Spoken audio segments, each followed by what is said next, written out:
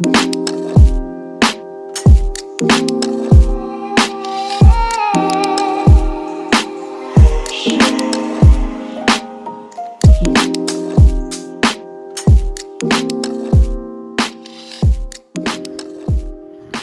day once again.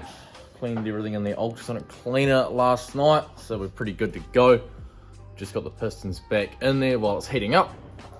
So I might as well finish with the bottom end since I'm powering on with the rods and pistons and all the measuring. I am gonna grub screw this crank, or at least, well, before I get ahead of myself, better mic it up. So I'll grab the Toyo set and I'll give this a check. Make sure it's where it needs to be. Now, it doesn't have a reason not to be. It's never been ground down. There's a little bit of surface rust right on the end. I'll show you how to clean that up very simply. Obviously, if it was, you know, in an engine that spun a bearing, it wouldn't clean up, but just for a simple polish up and a refinish, shit works great.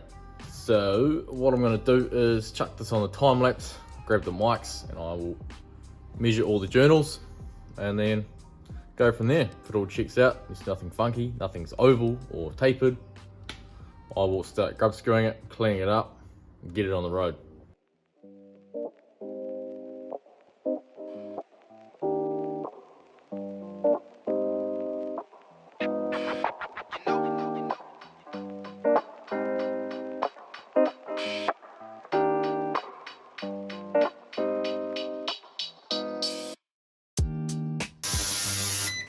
Shut that off so I can speak.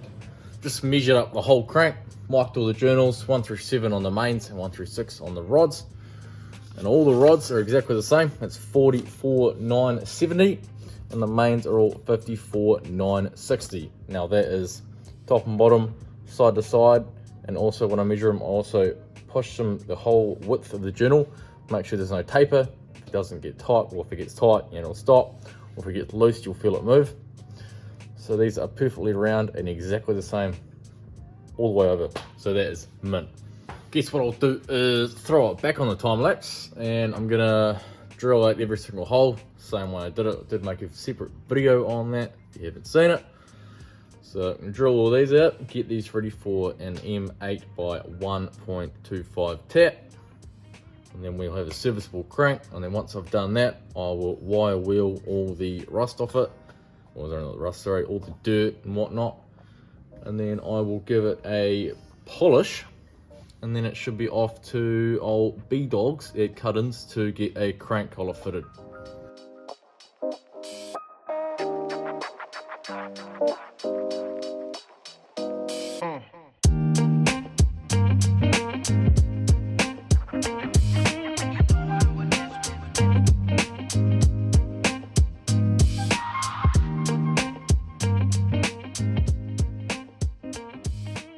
Just finished going through it. Now what I've done is run the 5.5mm drill bit through it because they are 6mm plugs. So the 5 goes in there and usually rips one side open so it becomes a C shape, and obviously it collapses and then just winds itself out. That is the best way I found to do it. And then I run back through it all with a 7mm and it's ready for the tap. Ideally it should be a 6.8, but 7's fine, there's nothing wrong with it. And yeah, this was full of carbon and dirt, this one. It's pretty yuck. There is all of the seed carbon and all the plugs. That's what I mean when I said it rips open like a C shape and then it just pulls out. All that carbon and stuff on there. It's in the crank, ready to go through your bearings. All that black stuff is just garbage. All of that. Yeah, so it's good to get that out. Always good to get that out. Now, I'm just gonna throw it straight back on the time lapse and run through and tap all of these. Just go grab a grub screw to check my depth, which is what I usually do. And once that's done, give it a wire wheel and put it as far as I can go. Oh, give it a polish up. Actually, I'll do that.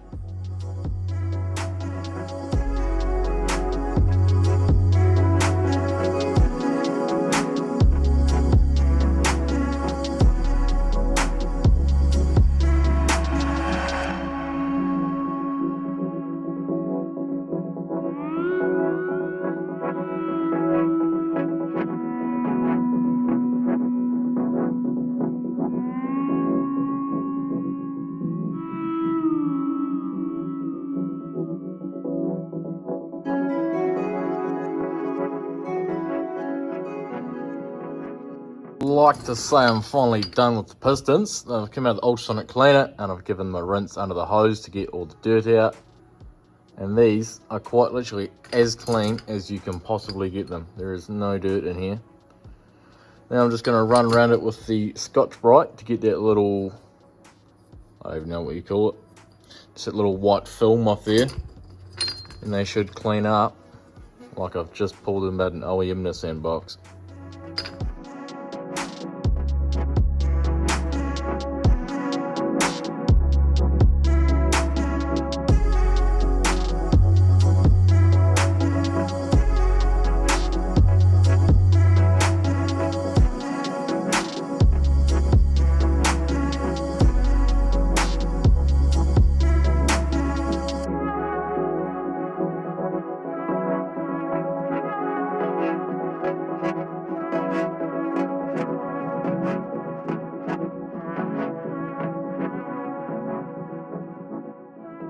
There we are, 6 pistons all done. I just used that little bit of green Scotch-Brite, wrap them around, do the top, then just wipe out the insides with the microfiber, get the little dust out, and that's what you end up with. Pistons that are good as you're going to get for something that's 30 years old and probably has 200,000 Ks on it. There is still a few little marks, like on number 1 here. Has a little bit of scoring just on the edge. Now, like I said, this is a 30-year-old part. It's probably done, 150 to 200,000 Ks at minimum. So you're bound to get that when they're used. It's not a brand new piston, but it's good as you're going to get. And as long as they aren't completely smashed out and going to scratch the walls up, it's not an issue. If they are and you can feel them, then you get a bit of sandpaper and just smooth them down. Simple as that anyway. So now that I've cleaned them and I'm pretty much done with that, I don't need to take anything off of them. I haven't, shaved half a mil off, but I'm gonna mic them up. I'll take the measurements at the widest point and then I will write it down and go from there. I've got to match it to the block.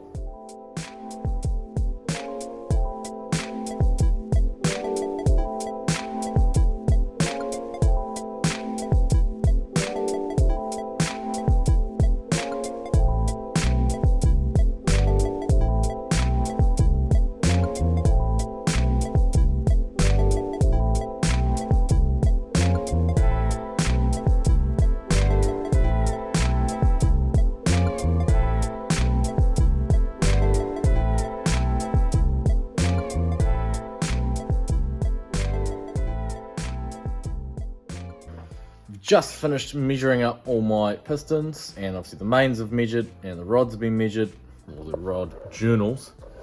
And what I thought was bad news is actually not bad news. Now, I haven't assembled a 20 before, let alone have I measured one, because, well, I just haven't built one. And I believe that the minimum bore was 78 mil and would only go up, the same as RB25, 26, 30, all that.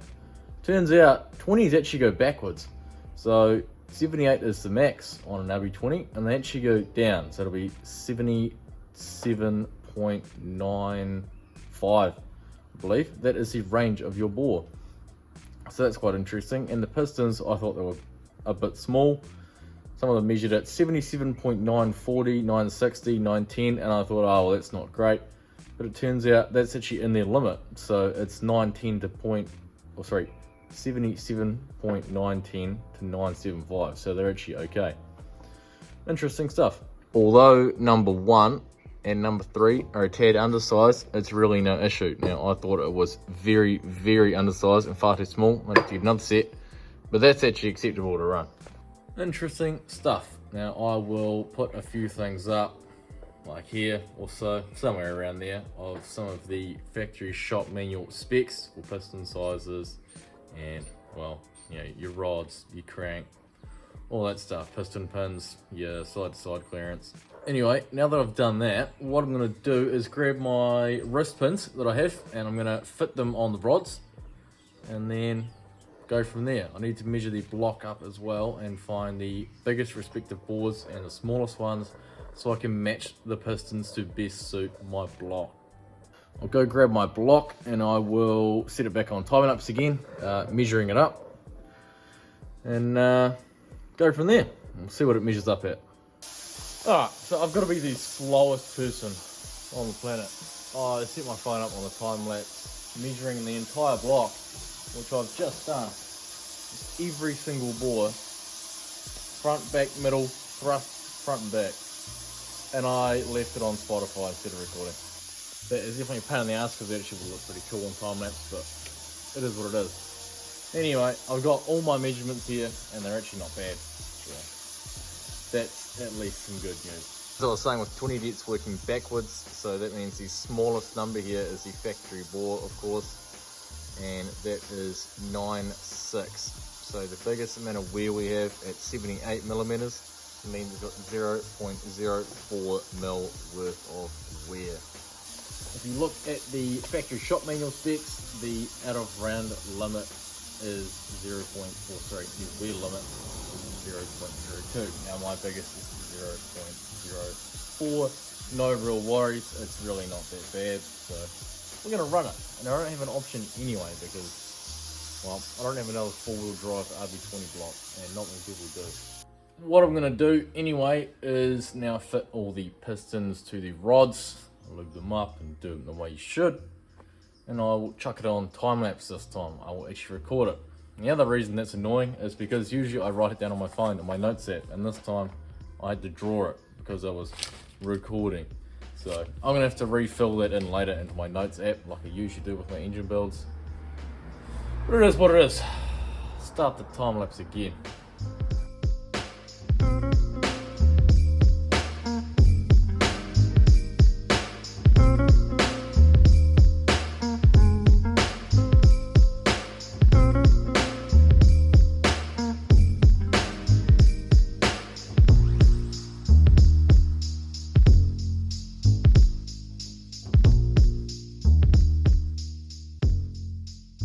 We're all on. There you go.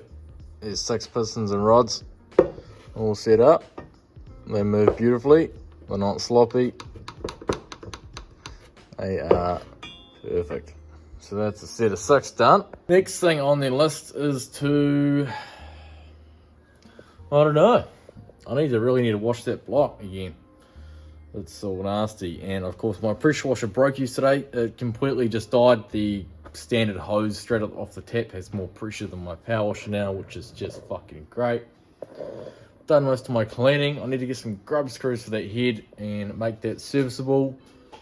And then obviously I need to do that crank as well, but ideally I need to wash it first before I go polishing it because it's covered in CRC and metal shavings, and I don't want the sandpaper to get caught up in there and scratch it. So I'm a bit at a loss at the moment. I think I'm gonna leave it for this one. Now I've gone as far as I can really go for the night because, well, daylight's fading, and the only thing I can really do is paint my oil pump and paint the alternator, which I can't really do when it's freezing cold, which it is. Cleaned most of my things. I've done my pistons and rods. I've grubbed through the crank and I can't polish it because I can't really clean it. So I'm gonna wrap it up there. I will carry on tomorrow with a bit of sun, do my painting and whatnot. Yeah, that's it. Gonna sit around and do all my pistons and rods while I've got the ultrasonic cleaner running, and that'll be it. Got all my RB30 rods there, a bunch of 25DE ones, spare RB21s, spare RB20 pistons, more pistons and rods, and more rods. So I will keep myself entertained with that for the night, and that's where I will wrap it up.